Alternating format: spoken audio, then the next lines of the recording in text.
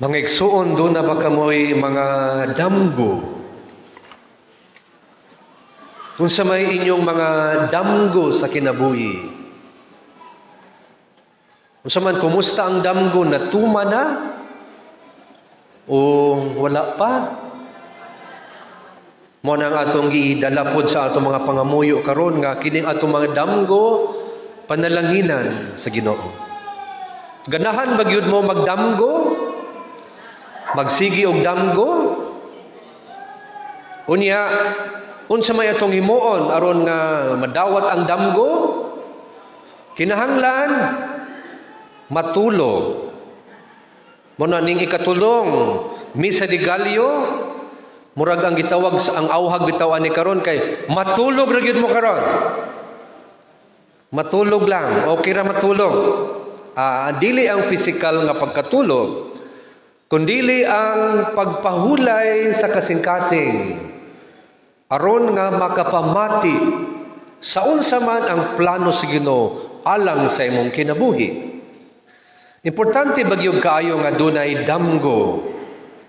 Ug ang tubag, bantayin ninyo ang tubag kay doon na bantay price ani. Importante bang damgo sa kinabuhi? Ang tubag? Oo. Kay bisan wala ninyo nabantayin pero ang Ginoo kay doon na gitanong nga mga damgo diya sa atong kasing-kasing. Ang damgo kay grasya sa Dios. Ug ang tuyo sa maong damgo kay madani kita aron nga madala kita sa unsa may plano sa Ginoo alang sa atong kinabuhi. Nakadaghanan unsa man kini nga mga damgo alang sa atong pamilya. Sa may damgo para sa pamilya. Unity ra no? Panaghiusa, gugma, wala tay lalis, walay samok, walay away. Unya unsa may damgo sa ginikanan alang sa mga anak.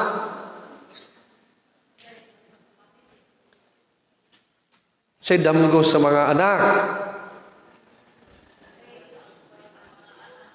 Buutan, no? Apil na siguro dunay nagdamgo ani nga dunaw tay mamadre ani sa akong mga anak. O kaha dunaw tay mapari sa akong mga anak. Murag nalimtan ninyo na nga damgo.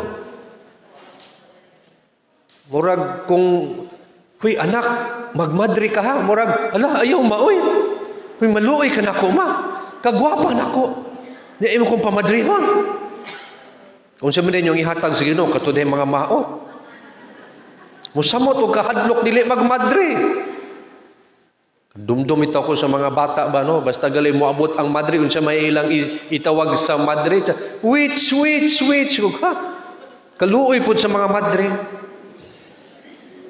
Unsa may damgo ninyo sa inyong mahal sa kinabuhi. Na mga bana, unsa may damgo ninyo sa inyong asawa. Ug mga asawa, doon na po yung damgo ninyo sa inyong bana. Muna inyong giampo karon siguro, no? Hilom lang. Ginoo, akong bana Ginoo, mabuutan unta sa Ginoo. Di ni sa mabuang sa scatter Ginoo. Ginoo, akong bana Ginoo, mahimot ta siyang lay minister Ginoo, tabangi ko Ginoo. Nindot man nga mga damgo, no? Ya kini nga mga damgo mo ni say mugiya. Mo ni say motabang bitaw aron nga makahimo ka sa husto nga desisyon. Kay pananglit doon na may mga temptasyon ani. Pero kay mituo man kasi mong damgo mo na nga pwede kang mulikay kag time sa dili ko maghimo ana kay ngano man dunay akong damgo. Ya importante ang damgo kay mo man say mo hatag kusog nimo kadasig nga mo bangon pananglit. Karon unsa may simple nga damgo? Simple ra gyud. Makakumpleto lang gyud ko sa Misa de Gallo. Bisan ganahan pag ko matulog. Pero mubangon na jud ko. Mao ni say akong damgo. Nya kanang imong simple nga damgo, mo ni say modala nimo sa grasya ug panalangin sa Ginoo. Mao na nakakumpleto na mo katulo. Layo para ba ta no? Layo pa. Sige lang, pugong lang taan eh. Mahuman na lagi taan eh. Pero ang tanang damgo kay maayo ba o dili? Doon ay mga damgo nga muna. Dili siya muhatag sa tinuod nga kalipay. Ilabi na kay dili mao'y plano sa Ginoo. Imbis mahimo bitaw siyang panalangin, kay mahimo siyang makalilisang nga kahimtang muhatag sa kasakit o kagubot. Pananglit kanang nagdamgotang mahimotang sikat. Kinsa may nagdamgo diring mahimong sikat be? Ha? Wala mo magdamgo ani? Di mo ganahang musikat. Kaya kung musikat ka, unsay mo sunod na, madato po ka. Kinsa may nagdamgo nga mudato, pataas sa kamot. Ha? Wala. Gagmay ra gyud inyong gamgo, no? Igo ra gyud mo simba pa der, maor gyud mo damgo pa der. Ko salamat sa Ginoo kay diya sa mga lay minister, wa gyoy nagdamgo nga musikat siya. Kay pananglit kung dunggon sa Ginoo ang imong pag-ampo, naon siya may mahitabuan ni, luoy kayo ang pari. Na-imagine na lang kuno kung doon ay sikat diri nga lay minister. Kunya karon, muadto ni sa kapilya, mag-KP sa di katilimbanong pag-ampo. Niya kay sikat man siya, unsa may mahitabo, ang tanang tao sa parokya, asa man gyud muadto. Sa kapilya o sa parokya? Adto sa kapilya. Biyaan ang parokya, kay ngano man, mas sikat man siya. Yung sa may tabo karon sa pari sa parokya, dooy kaayo. Kay wala may kolekta. So ang tanan nga kolekta pa doon dito sa kapilya. So may na lang. No, may na lang kay wa gyoy nangandoy anak. So maigsuon kini nga mga damgo usahay labi na kon alang lang sa kaugalingon muhatag sa kamingaw. Imagine kung sikat ka. Wala kay privacy. Kay bisan nung nagtindog lang ka diha, taparan kag kalit. Kay dunay magpa-picture nimo. Unya tapukan po ka. So di ka basta-basta nga makalakaw. Bantayan ka kanunay. Mo na wag yug ko magdamgong musikat ko. Ako rang damgo ra gyud. Mahimo na gyud kong pura paroko sa labo. Mo na nakasimple. Mga igsuon na mo ni karon. Unsa man ang damgo ni San Jose? Siya'y damgo ni San Jose. Nagdamgo ba si San Jose? Nga mahimo siyang inila? Nga mahimo siyang bantugan? Nga musikat siya? O kaha? Mahimo siyang dato o gamhanan? Simple ra ang damgo ni San Jose. Ang musunod o mo-cooperate sa plano sa Ginoo. Doon na good siguro ito sa iyang kaugalingong plano, pero mas nilabaw ang plano sa Ginoo. Nakaroon sa Ebanghelyo, nadawat ni Jose ang plano sa Ginoo pinaagi sa iyang pagdamgo. Niyang kahimtang ato kay naa siya sa kalibog, nahadlok, nasamok siya tungod sa mga panghitabo, ilabi na sa nahitabo ni Maria. Murag nasabtan ni San Jose nga dunay plano ang Ginoo alang ni Maria. Nakaron ang nasa yang hunahuna, dili siya gusto nga mahimong babag sa maong plano. Og busa sa pagsabot ni San Jose, pwede na gyud siya nga mo exit ba? Kay dili na siya mahinungdanon. Si Maria mao'y pinaka-importante. Pero wala niya masabti, doon na day plano ang Ginoo, apil siya. Kay unsa may papel ni San Jose sa plano sa kaluwasan, kinahanglan dunay mananlipod. Dunay magbantay, dunay muatiman.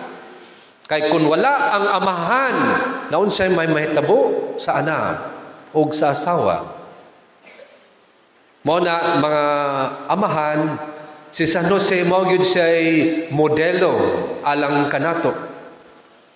Ang patigbabaw unta gayud ang ato bang paghigugma sa atong pamilya nga kinahanglan andam tang mohimo sa tanan. Mo na makabiya kita sa atong mga bisyo tungod og alang sa atong pamilya. Pwede gyud kay magbagong mag-usab ang atong mga batasan. Kakinahanglan panalipdan ang banay. Namo na si San Jose. Nakaron nasabtan ba niya ang iyang plano, ang plano sa Ginoo? Naa naman yung plano sa Ginoo, pangutana, may sugot ba siya? May sunod ba siya? Gituman ba niya? Ug ang tubag, oo gito tanan, no? Oo tanan. Nakaroon mo ni siya'y unsa kaha ang mga hiyas ni San Jose nga mayo pod nga atong ikinabuhi. Ipalambo ba usab nato ni siya? So dunay upat ni kahiyas. O timani ha, pila galito kahiyas? Upat. Ang una, hilom siya. Hilom. Pero mao po ni siya kadaghanan biya sa hiyas sa mga bana, no? Ang mga bana bitaw kay hilom lang. Basta gani, muyaw-yaw na ang asawa. So mga bana, hilom lang. Kay kung mutingog, kung siya'y may tabo, yaw-yawan yung gagapin. Dili mo uno, ang yaw-yaw. So una nga hiyas, dili siya saba. Wala siya daghang istorya, pero dato sa buhat. O tungod kay hilo man siya, mao na nga dali kay niyang nadungog. Unsa man gyud ang kabubuton sa Dios. Ikaduha, mapainobsanon siya. Kaya wala man siya magdamgo nga musikat siya. Kabalo si San Jose mo paubos. O siya kaubos nga sulugoon sa Ginoo. Ikatulo, si San Jose kay maayo siya maminaw. Kabalo gyud siya mamati. Siya ang maayo nga modelo sa sinodal nga simbahan. Nya mao man ni siya gikinahanglan unta ang simbahan kinahanglan kabalo mamati. Maayo siya mosulti daghang mga maayong pagtulunan pero kana pinaka-importante nga hiyas kinahanglan mamati pag-ayo. Ug ang ikaupat pinaka-importante pud nga hiyas si San Jose kay dili siya tapulan. Human niya masabti ang kabubuton sa Dios noon sa mayang gihimo sa walay langan. Dili na unya-unya, dili mingon ugma na lang. Walay daghang rason. Gituman niya dayon. Kay human sa iyang damgo pagmata, gipangasawa dayon niya si Maria. Mga igsuon, mausab ni ang tawag sa Ginoo alang kanatong tanan. Kung ato nang masabtan, unsa ang kabubuton sa Ginoo sa pag-alagad, unsa man yung una-una, maglangan-langan pa ta. Moingon tag, unya na lang Ginoo, hulat lang Ginoo, kanang mo retire na ko, muhalad ko sa kong kinabuhi, mo serve na gyud ko nimo Ginoo. Ang simbahan kay nang kinahanglan nimo karon, dili ugma o dili sa unya sunod tuig pa, karon na. Kung dunay mga maayong pamaagi, maayong unhona, walay na daghang reklamo, daghang istorya, walay daghang pagsaway. Kay kung maunay sa kabubuton ng plano sa Ginoo, atong sundon ug tumanon. Napananglit na masabtan nato, dako kay nga panginahanglan sa parokya ang kusina. Ug ang pamaagi ani, morning fundraising pinagi sa Christmas balls. Ug sama ni San Jose, kung ato na nga masabtan ang kaminungdanon ani, namutuman tadayon. Kung tinuod yun ang damgo sa Dios alang kanato, dili na nato langanon pa. Mga igsuon, nakarong misa de Gallo, mo ni siya mga buluwanon nga panahon sa pagdamgo. Ayaw mo paghunong sa pagdamgo uban sa Ginoo. Daghan mo damgo sa simbahan? Doon na pa inyong mga damgo ani? Yan nindot may isa nga mapumalandungan na kining inyong parokya, kinibitawang simbahan, bunga man ni sa damgo. Doon na maging nagdamgo ani. Ang Ginoo kay dunay mitanom bitaw sa damgo ani sa inyong kasing-kasing, o busa kay inyong manggituman, misalig, misunod mo sa plano sa Ginoo. Mo ning nahitabo ni karon. Nakadumdum bitaw ko, misa de Gallo sa una, katong kapilya pa, gamay ra gyud ta. Gamay ra gito siya. Puno pudto kaayo nga kapilya panahon sa misa de Gallo. Nakaron, dako-dako naman yung atong simbahan dinhi, ug salamat sa Ginoo kay murag napuno gihapon. Unya mas mugaway na, no? Mugaway na kaayo. Muna mga igsuon, ayaw og hunong sa pagdamgo. Na kung anaa na ang plano sa Ginoo, andam pud ta nga mo cooperate. Ang gipangayo sa Ginoo kay mosalig ba ako sa plano sa Ginoo. So ang damgo, dili na siguro tang damgo nga musikat ta. Nagdamgo pa mo nga musikat ni atong parokya? Wala na lang siguro to, no? Dili na lang siguro ng damguha. Unsa may atong damgo ani nga ang tanan unta may sama ni San Jose. Makapalambo bitaw atong upat kahiyas. Unsa gali itong upat kahiyas? Kabalo nga mohilom. Ikaduha ang magpaubos. Ang ikatulo. Ito ikatulo, alim. Maminaw. Wa di ko naminaw gani. Ug ang ikaupat, dili tapulan, murihok dayon. Mga igsuon, kung tinuod kud kini atong mga damgo bisan kini gamay, basta kay gikan sa Ginoo panalanginan. Ang Ginoo nay bahala ani nga mo padako. Amen.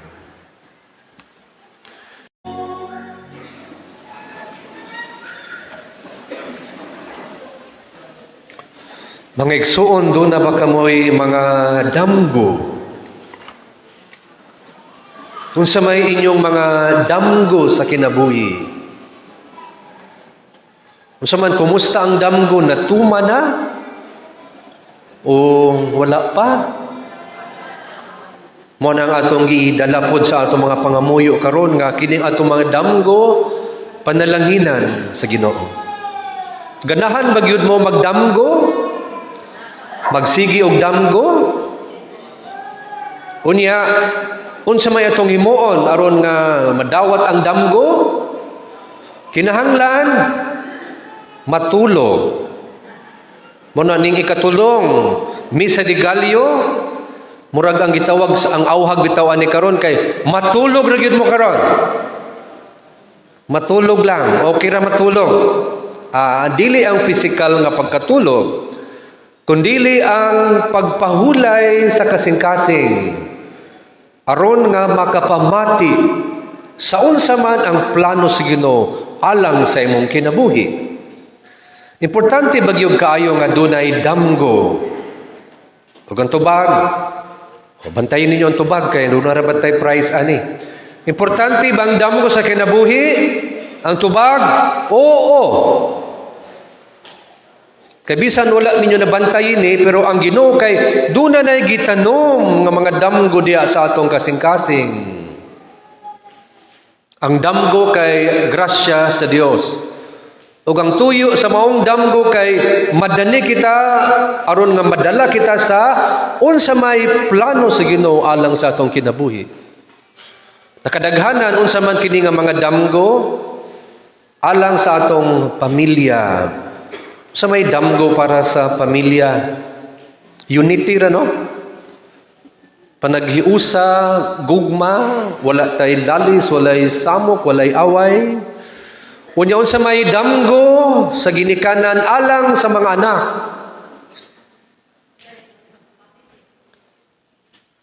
Sa damgo sa mga anak. buutan, no? Apil na siguro dunay nagdamgo ani nga dunaw tay mamadre ani sa akong mga anak. O kaha dunaw tay mapari sa akong mga anak. Murag nalimtan ninyo na nga damgo. Murag kung huy anak, magmadre ka ha. Murag, ala, ayaw maoy. Huy maluoy ka na ko ma. Kagwapa na ko. Niya mo kong pamadre ha. Kung sa mga yung ihatag sa Ginoo katud mga maot. Musamot o kahadlok dili magmadre. Dumdum ito ko sa mga bata ba no? Basta gali mo abot ang madre unsa may ilang itawag sa madre. Which. Ha? Kaluoy pud sa mga madre. Unsa may damgo ninyo sa inyong mahal sa kinabuhi? Na mga bana unsa may damgo ninyo sa inyong asawa? Ug mga asawa, doon na po yung damgo ninyo sa inyong bana. Mo na inyong giampo karon siguro, no? Hilom lang. Ginoo, akong bana Ginoo, mabuutan. Unta sa Ginoo, di na siya mabuang sa scatter Ginoo. Ginoo, akong bana Ginoo, mahimot na siyang lay minister. Ginoo, tabangi ko Ginoo. Nindot man nga mga damgo, no? Ya kini nga mga damgo, mo ni siya'y mugiya. Muna sa'y mutabang bitaw aron nga makahimo ka sa husto nga desisyon. Kay pananglit, doon na may mga temptasyon ani, pero kay mituo man ka sa imong damgo mo na nga pwede kang mulikay kag time sa dili ko maghimo ana kay ngano man dunay akong damgo. Ya importante ang damgo kay mo man sa imo hatag kusog nimo kadasig nga mobangon pananglit. Karon unsa may simple nga damgo. Simple ra gyud. Makakumpleto lang gyud ko sa Misa de Gallo. Bisan ganahan pag ko matulog. Pero mobangon lang gyud ko. Mao ni say akong damgo. Nya kanang imong simple nga damgo, mo ni say modala nimo sa grasya ug panalangin sa Ginoo. Mao na nakakumpleto na mo katulo. Layo para ba ta no? Layo pa. Sige lang, pugong lang taani. Mahuman lang taani. Pero ang tanang damgo kay maayo ba o dili? Dunay mga damgo nga muna. Dili siya mo hatag sa tinuod nga kalipay. Ilabi na kay dili mao'y plano sa Ginoo. Imbis mahimo bitaw siyang panalangin, kay mahimo siyang makalilisang nga kahimtang muhatag sa kasakit o kagubot pananglit kanang nagdamgotang mahimotang sikat. Kinsa may nagdamgo diring mahimong sikat be? Ha? Wala mo magdamgo ani? Dili mo ganahang mo sikat. Kay kung mo sikat ka unsay mo sundon na, la madato po ka. Kinsa may nagdamgo nga mudato, pataas sa kamot. Ha? Wala. Gagmay ra gyud inyong gamgo no. Igo ra gyud mo simba pa der, mao gyud imong damgo pa der. Ko salamat sa Ginoo kay diya sa mga lay minister, wa gyoy nagdamgo nga musikat siya.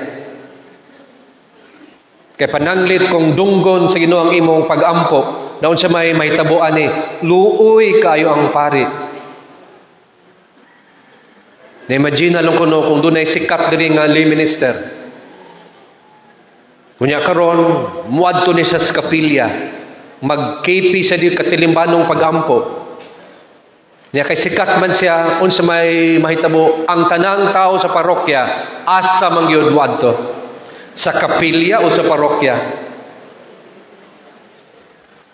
Adto sa kapilya. Biyaan ang parokya, kay ngano man? Mas sikat man siya. Yung sa may tabo ko ron sa pari sa parokya, dooy kaayo. Kay wala may kolekta. So ang tanan nga kolekta pa doon dito sa kapilya. So may na lang. No, may na lang kay wa gyoy nangandoy anak. So maigsuon, kini nga mga damgo usahay, labi na kon alang lang sa kaugalingon, muhatag sa kamingaw. Imagine kung sikat ka. Wala kay privacy. Kay bisan o nagtindog lang ka diha, taparan kag kalit. Kay doon ay magpa-picture nimo. Unya, tapukan po ka. So di ka basta-basta nga makalakaw. Bantayan ka kanunay. Mo na, wag yun ko, magdamgong musikat ko. Ako rang damgo ra gyud, mahimo ra gyud kong kura paroko sa labo. Mo na nakasimple. Mga igsuon, na mo ni karon. Unsa man ang damgo ni San Jose? Siya'y damgo ni San Jose. Nagdamgo ba si San Jose? Gamahin mo siyang inila? Gamahin mo siyang bantugan? Nga mo sikat siya? O kaha, mahimo siyang dato o gamhanan? Simple ra ang damgo ni San Jose. Ang musunod o mo-cooperate sa plano sa Ginoo. Doon na good siguro to sa iyang kaugalingong plano, pero mas nilabaw ang plano sa Ginoo. Nakaron sa Ebanghelyo, nadawat ni Jose ang plano sa Ginoo pinaagi sa iyang pagdamgo. Niyang kahimtang ato kay naa siya sa kalibog. Nahadlok, nasamok siya. Tungod sa mga panghitabo, ilabi na sa nahitabo ni Maria. Murag nasabtan ni San Jose nga, dunay plano ang Ginoo alang ni Maria. Nakaron, ang nasa iyang hunahuna, dili siya gusto nga mahimong babag sa maong plano. Og busa, sa pagsabot ni San Jose, pwede na gyud siya nga mo exit ba? Kay dili na siya mahinungdanon. Si Maria mao'y pinaka-importante. Pero wala niya masabte, doon na day plano ang Ginoo, apil siya. Kay unsa may papel ni San Jose sa plano sa kaluwasan, kinahanglan dunay manalipod. Dunay magbantay, dunay muatiman. Kay kung wala ang amahan na unsay may mahitabo sa anak o sa asawa. Mao na mga amahan, si San Jose mao gyud siya'y modelo alang kanato. Kung patigbabaw unta gayud ang ato bang paghigugma sa atong pamilya nga kinahanglan andam tang muhimo sa tanan. Mo na makabiya gid sa atong mga bisyo. Tungod alang sa atong pamilya. Pwede gyud kay magbagog mag-usab ang atong mga batasan. Kakinahanglan panalipdan ang banay. Namo na si San Jose. Nakaron, nasabtan ba niya ang iyang plano, ang plano sa Ginoo? Naa naman yung plano sa Ginoo, pangutana, may sugot ba siya? May sunod ba siya? Gituman ba niya? Lugan tubag, oo gito tanan, no? Oo tanan. Nakaroon mo ni say, unsa kaha ang mga hiyas ni San Jose nga, mayo pod nga atong ikinabuhi. Ipalambo ba usab nato ni siya? So doon ay upat ni kahiyas. O, timani ha, pila galito kahiyas? Upat. Ang una, hilom siya. Hilom. Murag mao po ni sa kadaghanan biya sa hiya sa mga bana, no? Ang mga bana bitaw kay hilom lang. Basta gani muyaw-yaw na ang asawa. So mga bana hilom lang. Kay kung mutingog, unsay may tabo? Yaw-yawan yung gagapin. Dili mo uno ang yaw-yaw. So una nga hiyas, dili siya saba.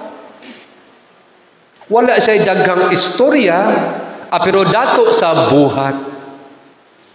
O tungod kay hiluman siya, mao na nga dali kay niyang nadungog. Unsa man gyud ang kabubuton sa Dios. Ikaduha, mapainobsanon siya. Kay wala man siya magdamgo nga musikat siya. Kabalo si San Jose mo paubos. O siya kaubos nga sulugoon sa Ginoo. Ikatulo, Si San Jose kay maayo siya maminaw, kabalo gyud siya mamati. Siya ang maayo nga modelo sa sinodal nga simbahan. Nya mao man ni siya gikinahanglan unta, ang simbahan kinahanglan kabalo, mamati. Maayo siya mosulti, daghang mga maayong pagtulunan, pero kana pinaka-importante nga hiyas, kinahanglan mamati pag-ayo. O ang ikaupat, pinaka-importante po din nga hiyas, si San Jose kay dili siya tapulan. Human niya masabti ang kabubuton sa Dios, noon sa mayang gihimo, sa walay langan. Dili na unya-unya, dili mingon ugma na lang. Walay daghang rason, gituman niya dayon. Kay human sa iyang damgo pagmata, gipangasawa dayon niya si Maria. Mga igsoon, mausab ni ang tawag sa Ginoo, alang kanatong tanan. Kung ato nang masabtan, unsa ang kabubuton sa Ginoo sa pag-alagad, unsa man yung una-una, maglangan-langan pa ta. Moingon tag, unya na lang Ginoo, hulat lang Ginoo, kanang mo retire na ko, muhalad ko sa kong kinabuhi, mo serve na gyud kanimo Ginoo. Ang simbahan kay nang kinahanglan nimo karon, dili ugma o dili sa unya sunod tuig pa, karon na. Kung dunay mga maayong pamaagi, maayong unhona, wala na daghang reklamo, daghang istorya, wala daghang pagsaway, kay kung maunay sa kabubuton ng plano sa Ginoo, atong sundon ug tumanon. Napananglit na masabtan nato, dako kay nga panginahanglan sa parokya ang kusina. Ug ang pamaagi ani, morning fundraising pinagi sa Christmas balls. Ug sama ni San Jose, kung ato na nga masabtan ang kaminungdanon ani, namutuman tadayon.